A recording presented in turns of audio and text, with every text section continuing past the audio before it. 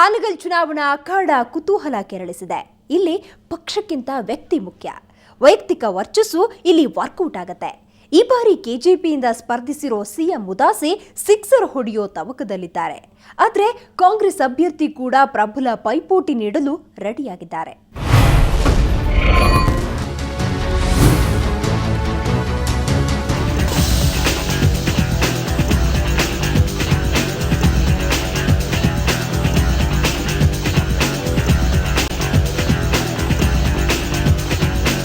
CM Udasi ಕೇವಲ ಹಾನಗಲ್ ಕ್ಷೇತ್ರದಲ್ಲಿ ಮಾತ್ರವಲ್ಲ, ರಾಜ್ಯದಲ್ಲಿ ಯಾರು ಮುಖ್ಯಮಂತ್ರಿ ಆಗಬೇಕು ಅನ್ನೋದನ್ನ ತೀರ್ಮಾನ ಮಾಡುವಷ್ಟು ಶಕ್ತಿಶಾಲಿ ನಾಯಕ.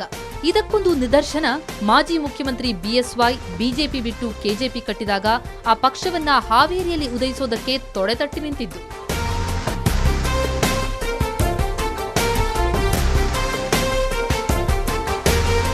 ಅಂದು ಸಚಿವರಾಗಿದ್ರೂ ಸಹ ತೆರೆಯ ಹಿಂದೆ ನಿಂತು ಕೆಜೆಪಿ ಸಮಾವೇಶವನ್ನ ಯಶಸ್ವಿಗೊಳಿಸಿದ್ರು. ಇದೀಗ ತನ್ನ ಎಲ್ಲ ಬೆಂಬಲಿಗರನ್ನ ಕೆಜೆಪಿಗೆ ಕರೆದುಕೊಂಡು ಹೋಗಿ ಜಿಲ್ಲೆಯಲ್ಲಿ ತಾನೇ ಕಟ್ಟಿದ ಬಿಜೆಪಿ ಕೋಟೆಯನ್ನ ಉಡೀಸ್ ಮಾಡಿ ಹಾವೇರಿಯನ್ನ ಕೆಜೆಪಿ ಕೋಟೆಯನ್ನಾಗಿಸಲು ಹೊರಟಿದ್ದಾರೆ. ಸೋಲು ಗೆಲುವಿನ ಲೆಕ್ಕಾಚಾರ. ಕ್ಷೇತ್ರದ ಚುನಾವಣಾ ಇತಿಹಾಸ ಏನು? 1972ರ ಚುನಾವಣೆಯವರೆಗೂ ಇಲ್ಲಿ ಕಾಂಗ್ರೆಸ್ಗೆ ಎದುರಾಳಿಯಾಗಿದ್ದು ಪಕ್ಷೇತರ ಅಭ್ಯರ್ಥಿಗಳು. ಒಮ್ಮೆ ಕಾಂಗ್ರೆಸ್ ಆದರೆ ಮತ್ತೊಮ್ಮೆ ಪಕ್ಷೇತರರು ಗೆದ್ದಿದ್ದಾರೆ. ನಂತರ ನಡೆದ ಚುನಾವಣೆಗಳಲ್ಲಿ ಕಾಂಗ್ರೆಸ್ನಿಂದ ಕಣಕ್ಕಿಳಿದ ಮಾಜಿ ಶಾಸಕ ಮನೋಹರ್ ತಹಶೀಲ್ದಾರ್ 3 ಸಲ ಆಯ್ಕೆಯಾಗಿದ್ರೆ, ಬಿಜೆಪಿ ಬಿಟ್ಟು ಕೆಜೆಪಿ ಸೇರಿರುವ ಮಾಜಿ ಸಚಿವ ಸಿಎಂ ಉದಾಸಿ 5 ಸಲ ಗೆದ್ದಿದ್ದಾರೆ.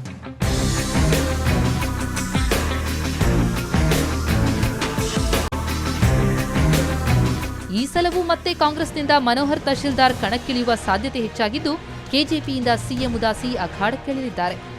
ಇನ್ನು ಉದಾಸಿ ನಡೆಯಿಂದಾಗಿ ಇಲ್ಲಿ ಬಿಜೆಪಿ ಧೂಳಿಪಟವಾಗಿದ್ದು, ಜಿಲ್ಲಾ ಪಂಚಾಯತ್ ಸದಸ್ಯ ಬಸವರಾಜ ಹಾದಿಮನಿ ಅಥವಾ ಕುರಿ ಮತ್ತು ಉಣ್ಣೆ ನಿಗಮದ ಅಧ್ಯಕ್ಷ ಭೋಜರಾಜ್ ಕರುದಿ ಬಿಜೆಪಿ ಅಭ್ಯರ್ಥಿಯಾಗಲಿದ್ದಾರೆ. ಈ ಅಪರ್ ತುಂಗ ಇರ್ಬೋದು, ಬಸಾಪುರ ಯಾತ ನೀರಾವರಿ ಇರ್ಬೋದು, ಇವತ್ತು ಗುಡ್ಡದ ಮಲ್ಲಾಪುರ ಯಾತ ನೀರಾವರಿ ಇರ್ಬೋದು, ಹಾನಗಲ್ ತಾಲೂಕಿನ ಉದಾ ಮತ್ತು ಧರ್ಮ ನದಿಗಳ ಮೇಲಿನ ಬಾಂದಾರಗಳಿರ್ಬೋದು, ಇವೆಲ್ಲ ಕಾರ್ಯಕ್ರಮಗಳನ್ನು ಕೂಡ ಯಡಿಯೂರಪ್ಪನವರು ಈ ರಾಜ್ಯದ ಮುಖ್ಯಮಂತ್ರಿಗಳಾದ ಮೇಲೆ ಅದಕ್ಕೆ ಬೇಕಾದಷ್ಟು ಹಣವನ್ನು ಅವು ನಿರಂತರವಾಗಿ ಕೊಡುವ ಮೂಲಕ ಈ ಯೋಜನೆಗಳು ಕಾರ್ಯಗತವಾಗೋದರಲ್ಲಿ, ಅದು ಶೀಘ್ರದಲ್ಲಿ ಕಾಲಮಿತಿಯಲ್ಲಿ ಕಾರ್ಯಗತ ಆಗೋ ರೀತಿಯಲ್ಲಿ ಅವರ ಹಣಕಾಸನ್ನು ನೆರವನ್ನು ನೀಡಿದರು. ಅದಕ್ಕೆ ಸಂಪೂರ್ಣವಾದ ಒತ್ತಾಸೆ ಸನ್ಮಾನ್ಯ ಉದಾಸಿಯವರಿಂದ ಆಯಿತು ಅಂತಕ್ಕಂಥ ಕಾರಣದಿಂದ ಹಾವೇರಿ ಜಿಲ್ಲೆಯ ರೈತರು ಸನ್ಮಾನ್ಯ ಉದಾಸಿಯವರಿಗೆ ಕೃತಜ್ಞರಾಗಿದ್ದಾರೆ. ಪುರುಷ ಮತದಾರರು 89,469, ಮಹಿಳಾ ಮತದಾರರು 78,376, ಒಟ್ಟು ಮತದಾರರು 1,67,845.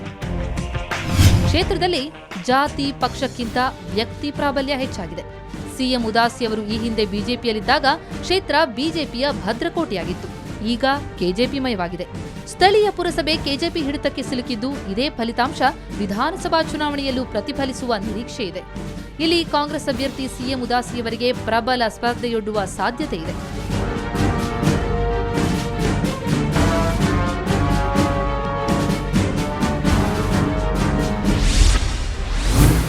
ಜಾತಿ ಲೆಕ್ಕಾಚಾರ. ಗಂಗಾ ಮತಸ್ಥರು 30,000, ಲಿಂಗಾಯತರು 40,000, ಎಸ್ಸಿ ಎಸ್ಟಿ 25,000, ಅಲ್ಪಸಂಖ್ಯಾತರು 40,000, ಇತರೆ ಜಾತಿಯವರು 32,000. ಹುಟ್ಟು ಸಾಮಾಜಿಕ ಹೋರಾಟಗಾರ. ಈ ಸಮಾಜದಲ್ಲಿ ಕೆಲವು ಪಟ್ಟಭದ್ರ ಹಿತಾಸಕ್ತಿ ಹೊಂದಿಕೊಂಡು ಆಡಳಿತ ಮಾಡಲಿಕ್ಕೆ ಬಂದ ಹಿಂದಿನ ಎಮ್ ಎಲ್ ಎ ಅವರಿಗೆ ಮತ್ತು ಸಮಾಜಕ್ಕೆ ಭಾಳ ಅನ್ಯಾಯ ಮಾಡೋದನ್ನು ಸಹಿಸಲಾರ್ದನೆ ಮುಂದಾಳತ್ವ ವಹಿಸ್ಕೊಂಡು ಅವರು ರಾಜಕೀಯಕ್ಕೆ ಬರಬೇಕಾಯ್ತು. ರಾಜಕೀಯಕ್ಕೆ ಬಂದ ಮೇಲೆ ಇಲ್ಲಿ ಹಾನಗಲ್ ತಾಲೂಕಿನಲ್ಲಿ ಏನೇನು ಮಾಡಬೇಕು ನಾನು ಸುಧಾರಣೆ ಅಂತ ಒಂದು ಸ್ಟ್ರಕ್ಚರಲ್ ಪ್ಲ್ಯಾನ್ ತಲೆಯಲ್ಲಿ ಬಂತು. KJP versus Congress fight. Hanagal ಕದನದಲ್ಲಿ ಗೆಲ್ಲೋರು ಯಾರು? ಇಲ್ಲಿ ಯಾವುದೇ ಜಾತಿಯವರು ಒಂದು ಪಕ್ಷಕ್ಕೆ ಸೀಮಿತವಾಗಿರದೆ ವ್ಯಕ್ತಿಯ ವರ್ಚಸ್ಸು ಪ್ರಮುಖವಾಗಿದೆ. ಪ್ರಸ್ತುತ ಮೀಸಲು ಕ್ಷೇತ್ರದಲ್ಲಿ ಕೆಜೆಪಿ ಮತ್ತು ಕಾಂಗ್ರೆಸ್ ನಡುವೆ ಸ್ಪರ್ಧೆ ಏರ್ಪಡುವ ಸಾಧ್ಯತೆ ಇದೆ. ಇವರಿಗೆ ಇಲ್ಲಿ ಈವರೆಗೆ ಎದುರಾಳಿಯಾಗಿರೋದು ಕಾಂಗ್ರೆಸ್ನ ಮಾಜಿ ಶಾಸಕ ಮನೋಹರ್ ತಹಶೀಲ್ದಾರ್. ಮೃದು ಸ್ವಭಾವದ ರಾಜಕಾರಣಿ ಅಂತ ಕರೆಸಿಕೊಳ್ಳುವ ಮನೋಹರ್ ತಹಶೀಲ್ದಾರ್ ಬಲಿಜ ಜನಾಂಗಕ್ಕೆ ಸೇರಿದ ನಾಯಕ.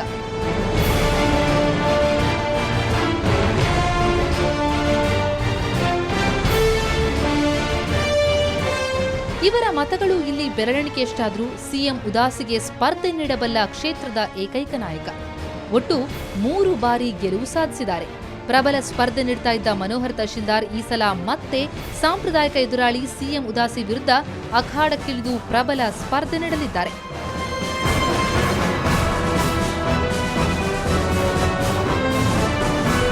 ಕಾಂಗ್ರೆಸ್ನ ಬಂಡಾಯದ ನಡುವೆಯೂ ಮನೋಹರ್ ತಹಶೀಲ್ದಾರ್ಗೆ ಇಲ್ಲಿ ಉದಾಸಿ ವಿರೋಧಿ ಅಲೆ ಹಾಗೂ ಕಾಂಗ್ರೆಸ್ ಅಲೆ ನೆರವಾಗುವ ಸಾಧ್ಯತೆಗಳಿವೆ.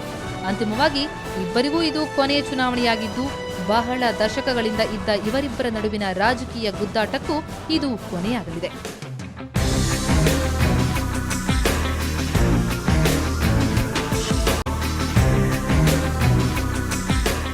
ಪ್ರಭಾವಿ ನಾಯಕನ ಕ್ಷೇತ್ರ ಹೇಗಿದೆ? ಹಾನಗಲ್ ಜನರು ಏನ್ ಹೇಳ್ತಾರೆ? ಈ ಬಾರಿ ವಿಜಯ ಮಾಲೆಯನ್ನ ಯಾರಿಗೆ ಹಾಕ್ತಾರೆ ಅನ್ನೋದನ್ನ ತಿಳಿಯೋದಕ್ಕೂ ಮೊದಲು ಮತ್ತೊಂದು ಬ್ರೇಕ್.